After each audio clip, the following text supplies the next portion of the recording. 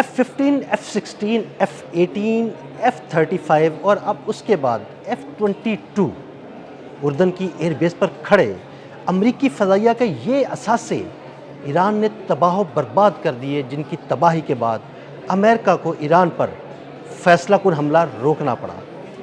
उर्दन की एयरबेस पर खड़े इन तैयारों की मद में अमेरिका को कितना नुकसान उठाना पड़ा, इस बारे में अज़हर अली ख़ान से बात करते हैं। अज़हर भाई, कुछ तैयारों के नाम मैंने दिए हैं, इसके अलावा कुछ ड्रोन्स भी शामिल हैं, एक दो तैयारे और भी शामिल हैं। अमेरिका फैसलाकुन कार्रवाई करना चाहता था ईरान के ख़िलाफ़, लेकिन जब उसे पता लगा कि भाई उर्दन की एयरबेस पर उसका इतना नुकसान हो चुका है कि अब उसके तैयारे उर्दन से फ्लाई नहीं कर सकते, तो उसे हमला रोकना पड़ा। जी अदिल भाई, उर्दन, कुवैत और बहरीन, यहाँ की जो एयर बेसेस हैं उस पर ईरान ने क़यामत ढा दी। और न सिर्फ क़यामत ढा दी बल्कि वहाँ पर मौजूद हर काम की चीज़ को तहस नहस कर दिया, बर्बाद कर दिया। और ये अगर आप मजमूई तौर पे अगर इसकी मालियत लेंगे तो आप तकरीबन अरबों डॉलर तक पहुँच ही जाएंगे। और आप अगर इसको अलग अलग करके देखना शुरू करेंगे तो आपको पता चलेगा कि F-15, F-16, F-18, F-22 Raptor तैयार है। ये पहली दफ़ा ये खबर सामने आई है इस जंग के दौरान।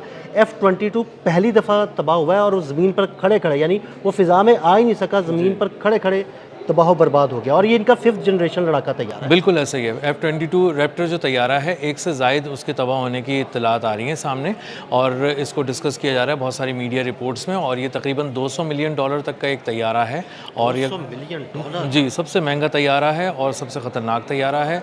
और ये उमूमन सामने नहीं लाया गया था। अब तक बताया ही जाता है कि ईरान के ख़िलाफ़ ये जो जंगी मुहिम है, इसमें एक आध बार ही इसको इस्तेमाल किया गया था और इसको पीछे रखा गया था।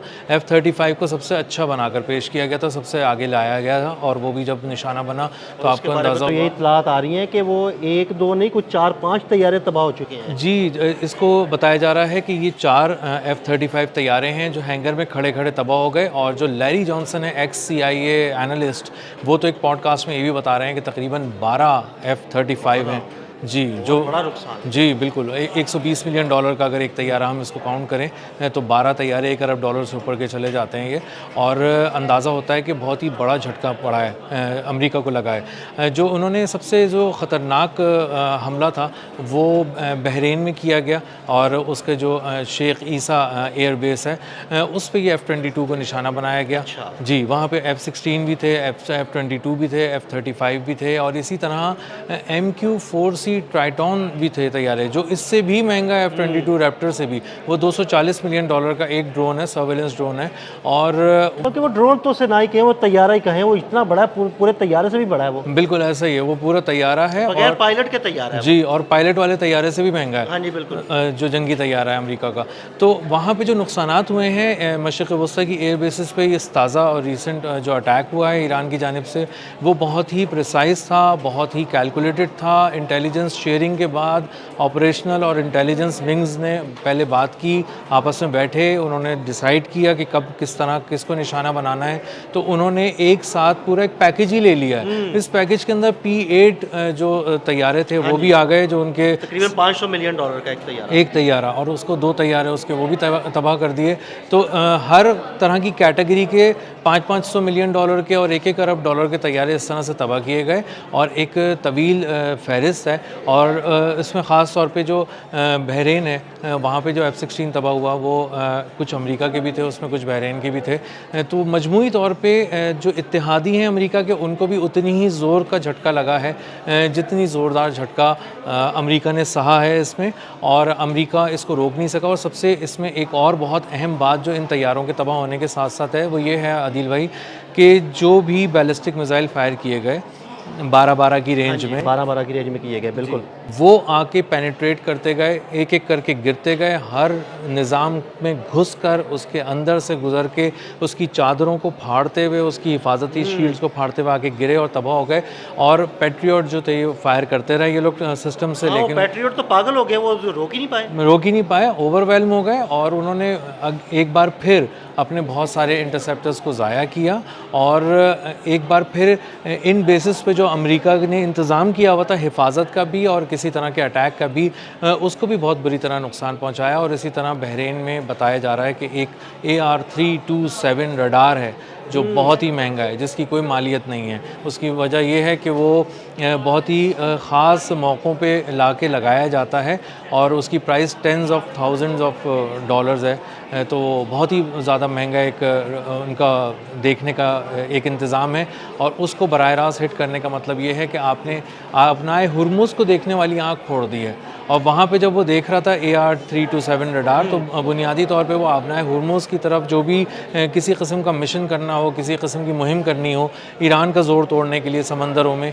उस आँख से देखा जा रहा था। तो वो आँख भी ईरान ने फोड़ दी। अच्छा तो भाई, मैं बड़ा हैरान होता हूँ कि बहरीन, उर्दन और कुवैत पिछले 2 दिन के दौरान इन 3 अड्डों को सिर्फ निशाना बनाया गया, लेकिन इतनी खुश सलूबी, इतना प्रिसाइज तरीके से बनाया गया कि अमेरिका का कोई एसेट नहीं बच सका, कोई तैयारा नहीं बच सका।